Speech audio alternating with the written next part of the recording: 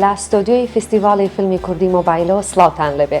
ئەمڕۆ میوانداری خانمە ئەکتەری دیار ڕووبار خالیدمان کردووە تا پێکەوە گفتوگۆ بکەین لەسەر فستیڤاڵی فیلمی کوردی مۆبایل بە تایبەت وەک نۆئاندن. ڕووبارگیان بەخێر بێ. زۆر سپاس. خۆشحاڵم کە ئەمڕۆ لێرەی. من زیاتر سپاس دەکەم. ئەمەوێ بزانم گرنگی فستیڤاڵی فیلمی کوردی مۆبایل لای تۆ لە چیایە؟ سەرەتامەوێ دەستخۆشی بکەم لە ڕێکخراوی فستیڤاڵی کورتە فیلمی مۆبایل بۆ ساڵی دووەمە جارێکی تر بە کۆمەڵێک فیلمی نوێوە جارێکی تر بەرهەمی گەنجان پیشانی بینەران ئێنەوە دەستخۆشیان لێکم. ئەکید ئەم فستیڤاڵە زۆر گرنگە لە چەند ڕوویەکەوە لە پێشخستنی فیلمسازی لە کوردستان لە ڕێگەی مۆبایلەوە و لە پێشخستنی بەهرەی گەنجان لە ڕێگەی مۆبایلەکانیانەوە چیرۆکە جیاوازەکانمان بۆ گێڕنەوە. بێگومان وەک بینەرێک و وەک ئەکتەرێک خولی یەکەم چۆن فیلمەکانە بینی و فستیڤاڵەکەت پێ چۆن بوو؟ ڕاستەکەی فستیڤاڵەکە فستیڤاڵێکی باش بوو، زۆر باش بەڕێوە چوو و کۆمەڵێک توانای گەنجان و بیرۆکەی زۆر جیاوازمان بینی.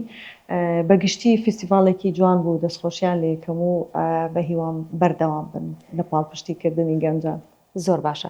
ئەم فستیڤاڵە تۆ لەوەیە ئەیبینیتەوە کە تایبەت بێ بە گەنجان یاخود فیلم سازان و هونەرمەندانی دەتوانن کاری تیا بکەن. ئەکید فیلم سازان و هونەرمەندانیش بەشداری تیاکەن و ئەزمموی خۆیانەکەن لەو فستیڤاڵە، بەڵام ئەوەی کە زۆر گرنگە لەم فستیڤاڵە ڕێژەیەکی زۆر لە گەنجانە بینم کە فیلمەکانیان پێشکەشەکەن لەم فستیڤاڵەیە، چکە ئەگەر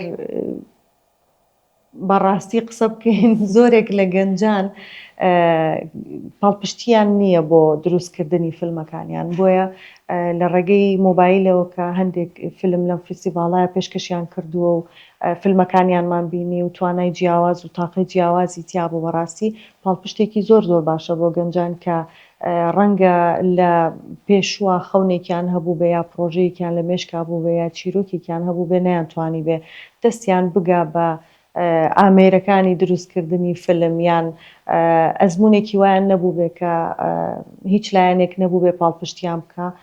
ئەم فستیڤاڵە جۆرێک لە پاڵپشتی زۆر باش بوو بۆ گەنجان بەتایبەت.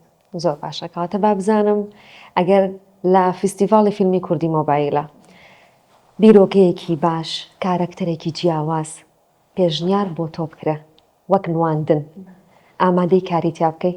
بە دڵنیایەوە ئەگەر چیرۆکەکە چیرۆکێک بێ کە منیش و بینەرانیش بتوانم قەنەعات پێ بکەم و چیرۆکێکی جیاواز و چیرۆکێکی کاریگەر بێ بۆنە. زۆر باشە. کاتە ئامادەی بێرەوە ئەم ئەکتەرە باش ئامادەی هەیە کاتە فیلمەکانتان ئامادە بکەن با خاتۆ ڕووباری ژنواندنی تیا بکە. ڕووبارگیان ئەم فستیڤاڵی کە ئێستا ئەیبینی زۆر جار ئێمەی ئەکتەر بەگشتی پێمان وایە ئەگەر بۆ نمونە کامێراکی پرۆفیشناڵ ستافێکی گەورە هەبێت ئەوجی دڵخۆشیە، بەڵام پێمان وایە ئەو فیلمە باشتر دەرەچێ وەک لەوەی بە مۆبایل وێنە بگیرێ. ئایا ئەمە جیاوازێکی وا دروستەکە بۆ ئێمەی ئەکتەر کە بێت و بڵین ئەگەر ئەم فیلمە بە مۆبایل وێنە بگیرێت باش نییە یاخود ئەگەر بە کامێراکی پرۆفیشناڵ و ستافێکی گەورە بکرێت کەواتە باشە؟ جیاوازێکی ئەو توی هەیە؟ خۆی جیاوازی هەیە ڕاستیەکەی لە نێوان کامێرێکی پرۆفیشناڵ و کامێرەی مۆبایلە بە دڵنیاییەوە، بەڵام یانی لە کۆمەڵێک ڕووی تەکنیکیەوە، بەڵام وەکو نواندن تۆ ئەگەر چیرۆکێکی باشە لە بەردەستا بێ ئەکتەرێکی باش هەبێت کە نواندن بکە لەو بڕواایەم کە مۆبایلەکەش ئەکید هاوکارە بێ کامێرەی مۆبایلەکە ئیتر کامێرەیەکی پرۆفیشناڵ بێ کامێرەی مۆبایل بێ بە دڵنیایەوە جیاوازیان هەیە. من ناڵم جیاوازی نیە لە کۆمەڵێک ڕووی تەکنیکیەوە کە من زۆر شارەزایم لێ، بەڵام ئەتوانی لە ڕێگەی مۆبایلەوە هەم پەیامەکەت بگەینی هەم چیرۆکێکی جوان هەم نواندنێکی جوان. زۆر باشە. زۆر باسی گەنجمان کرد. ئایا ئەمە پاڵنەرێکە بۆەوەی کە بڵین چیتر مۆبایل بۆ ئەوە نیە هەمیشە ڕووداوی ناخۆش و کارەساتی لەسەر باسکرێ یاخود بە خراپ مامەڵی پێوە بکرێ دەرفەتێکە بۆی کەم هەمیشە مۆبایلەکانمان پێ و ئەشتوانین بیرۆکەکانمانی پێ بکەین بە فیلم؟ بە دڵنیایەوە ئەتوانی کە گەنجان بە تایبەت ئەتوانن زۆر سوود لە پێشکەوتنی تەکنۆلۆژیای نوێ وەرگرن بە تایبەت لە مۆبایل. لەو ڕێگەیەوە ئەتوانن کە چیرۆکی جیاواز، بیرکردنەوەی جیاواز و هاندەرێکی زۆر زۆر باشە بۆ گەنجان کە کە بەتایبەت سوود لە فستیڤاڵی فلم وەرگن بەرهەمەکانیان پێشکەش بکەن و بیرۆکەی جیاوازمان پێشکەش بکەن. زۆر باشە. لە کۆتایی ئەمە پێم بڵێ پەیامی تۆ چییە بۆ بەشداربووانی ئەم فستیڤاڵە و تا چەند پشتیوانی فلمسازان و بەتایبەت گەنجانەکە ئەم فستیڤاڵە؟ ئەم فستیڤاڵە من وای ئەبینم بەڕاستی بەتایبەت بۆ پشتیوانی گەنجان دروست بووە. فلم سازانیش بەشداریەکەن و شتێکی باشە و من هەنێک ئیشم بینی ڕاستیەکەی، بەڵام وەکو پێشتر باسم کرد کە ئەوان ئەزمموی تریان کردووە گەنجەکان ڕەنگە نەتوانن نیانتوانی بێ لە پێشترا و ئەزمونە بکەن دەرفەتیان نەبووە.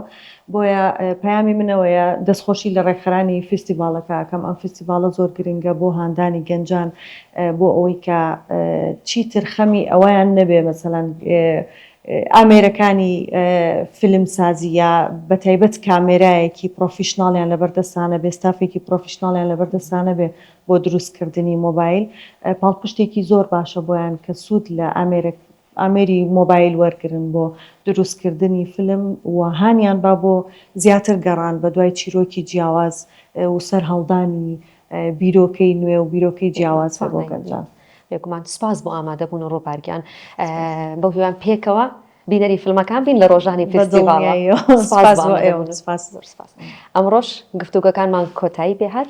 بێگومان پشگیری فلمسازان و هونەرمەندان و ئەکتەرەکانمان هاندانێکی زۆر باش و پشتیوانێکی گرنگە بۆ بەشداربووانی ئەم فستیڤاڵە. تا گفتوگۆیەکی تر و هونەرمەندێکی تر و میوانێکی تر بەخواتانە سپێرین کاتێکی شەو.